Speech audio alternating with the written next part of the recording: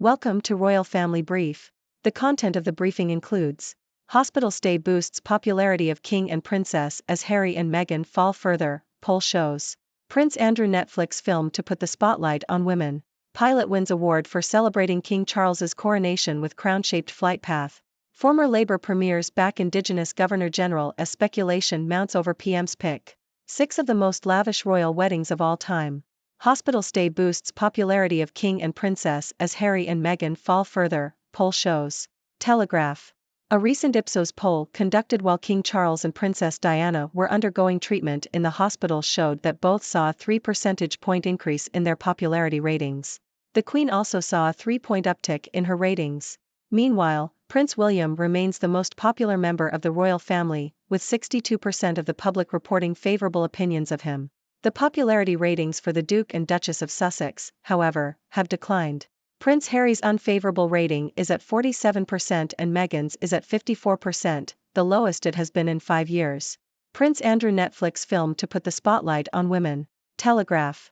Netflix is set to release a new film called Scoop, which recreates the 2019 Newsnight interview with Prince Andrew in meticulous detail. The film, based on Sam McAllister's book Scoops, is a behind-the-scenes look at how the interview was secured and features Gillian Anderson as Emily Maitlis and Rufus Sewell as Prince Andrew. The room at Buckingham Palace where the interview took place is also recreated in minute detail, and the camera angles from the original BBC interview are matched exactly. The film is due for release in spring. Pilot wins award for celebrating King Charles's coronation with crown-shaped flight path. Telegraph.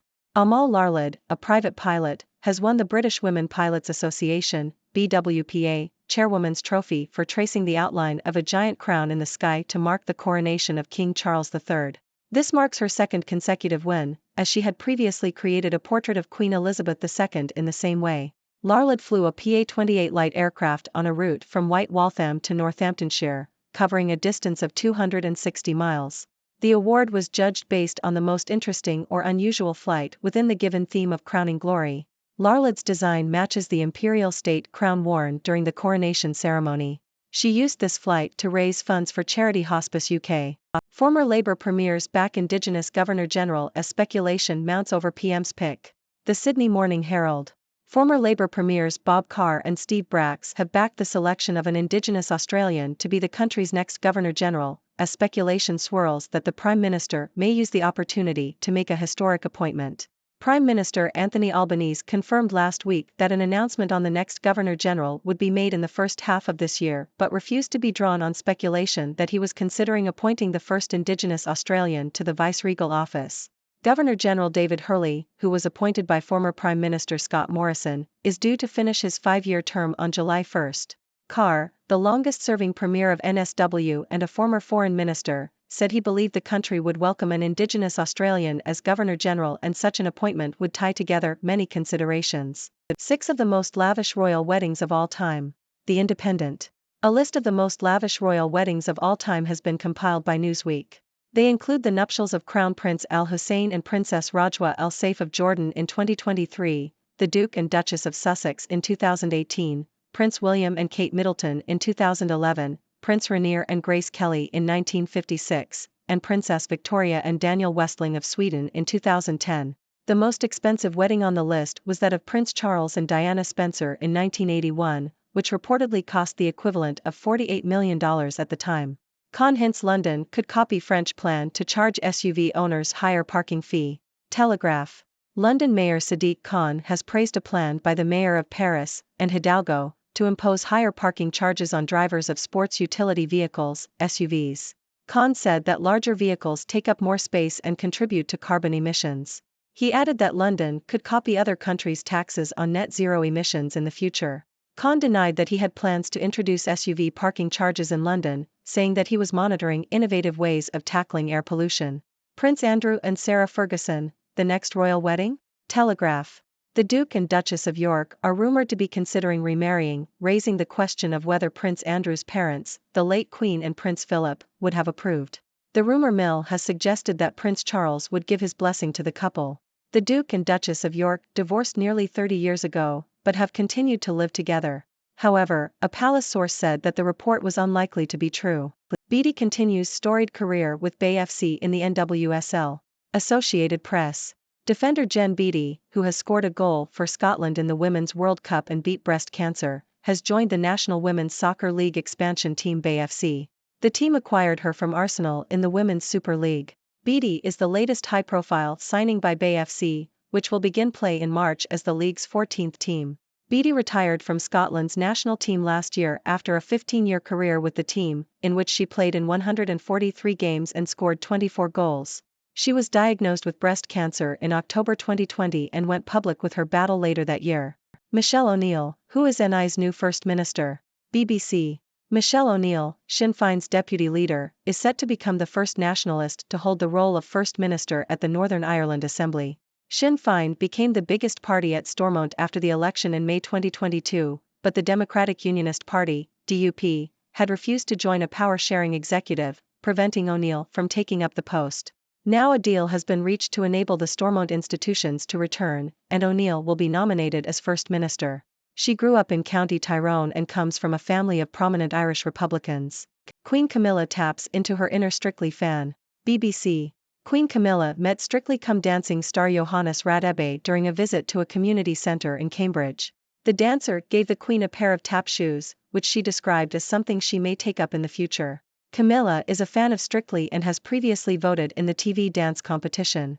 The visit supported the work of the Royal Voluntary Service, which runs projects at the Meadows Community Centre.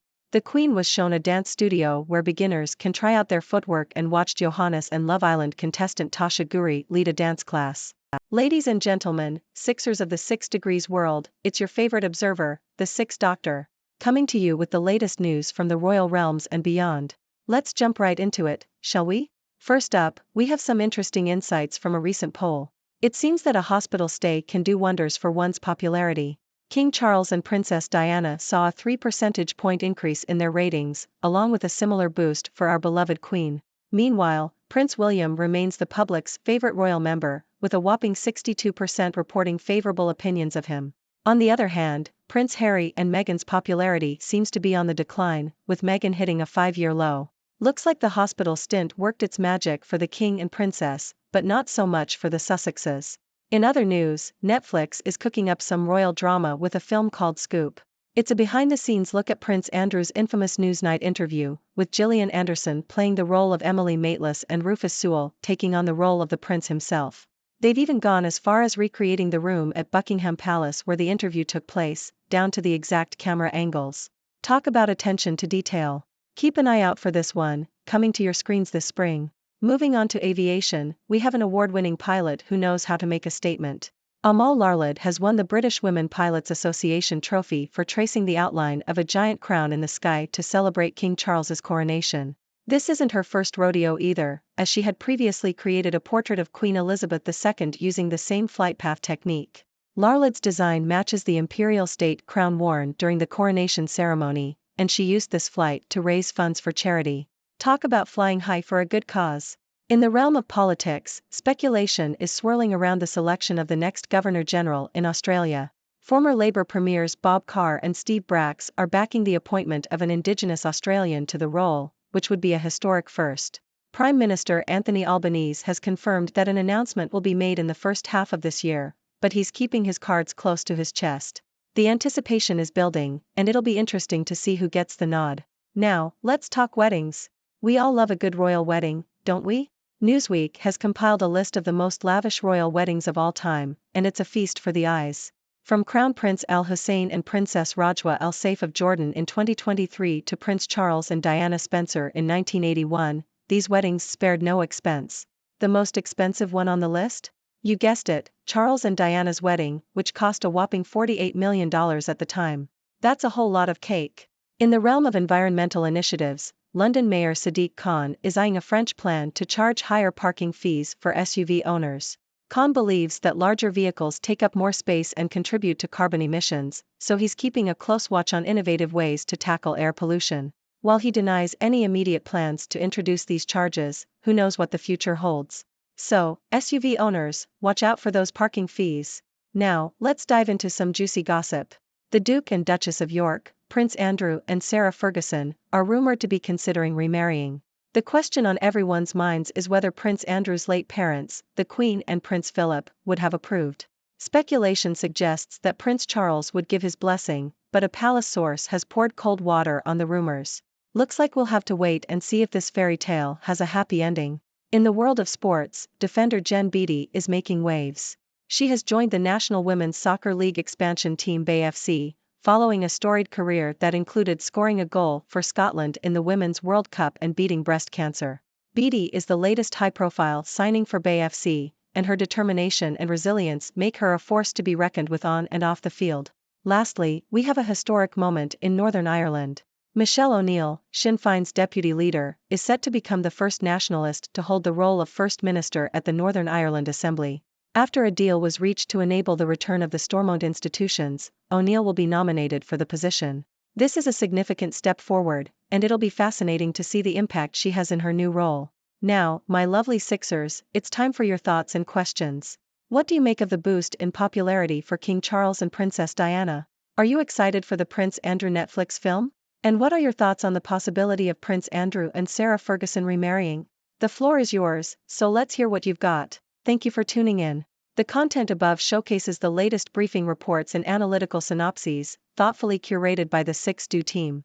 These insights stem from a wide array of reputable media outlets, think tanks, government sources, and specialized experts worldwide. We encourage you to explore these sources for a comprehensive perspective.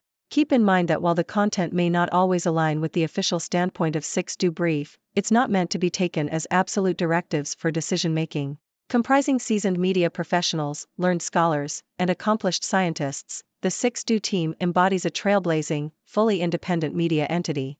To customize 6Do Brief to meet your professional needs, you have the option to subscribe to a diverse array of briefings on our website, 6dobrief.com. Regardless of your location, you can conveniently receive 6Do Brief via email.